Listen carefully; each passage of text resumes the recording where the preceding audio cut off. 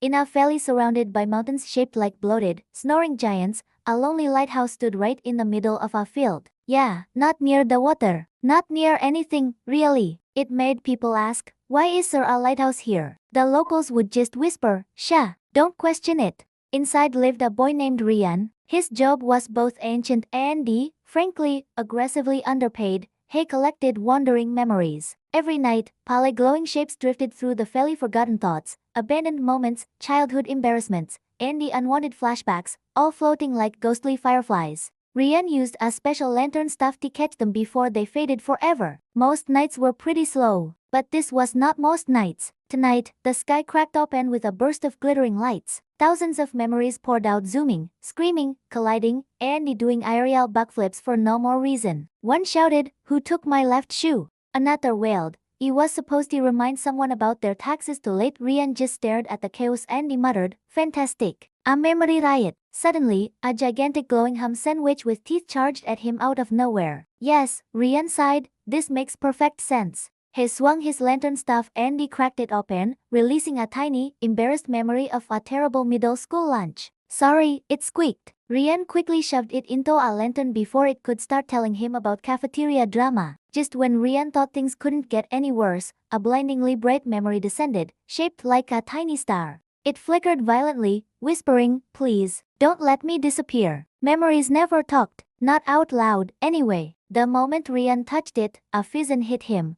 A girl laughing on a swing, sunlight warming her face, and then darkness as the memory vanished from her mind. This one was different. This one wanted to go home. So, Rian climbed all the way to the lighthouse peak. He carefully placed the star in the highest lantern and released it into the sky. Far away, a girl woke up, whispering to herself, "You remember?" Rian smiled. For about 4.2 seconds, because immediately after, the world went very, very wrong. The night froze, the light stopped, the valley turned cold as forgotten dreams, and from the darkness, a towering creature rose. It was stitched together from regret, lost birthdays, burnt cookies, unfinished homework, and the crushing emotional weight of "I should have said something." It had too many eyes, too many mouths, and way too many opinions. It leaned toward Rian, whispering in a terrifying chorus of voices, "You returned what was meant to fade. You disrupted the balance. You absolute sentimental disaster."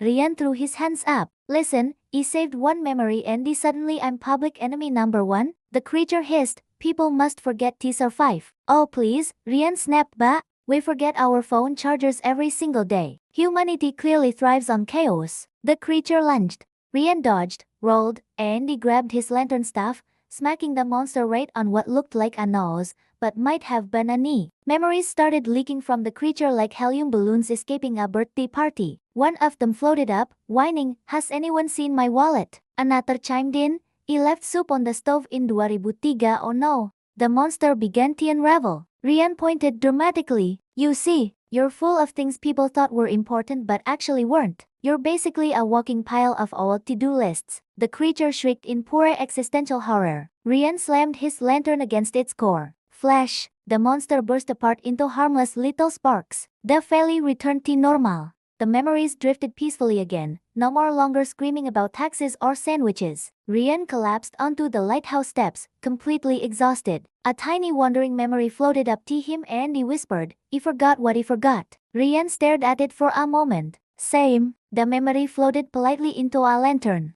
Rian sighed, leaned back, and he gazed at the first hint of morning. Being the lantern keeper was terrifying, dangerous, exhausting, but he grinned. At least it was never boring. Thanks for watching, and don't forget to hit that subscribe button for more stories. See you next time.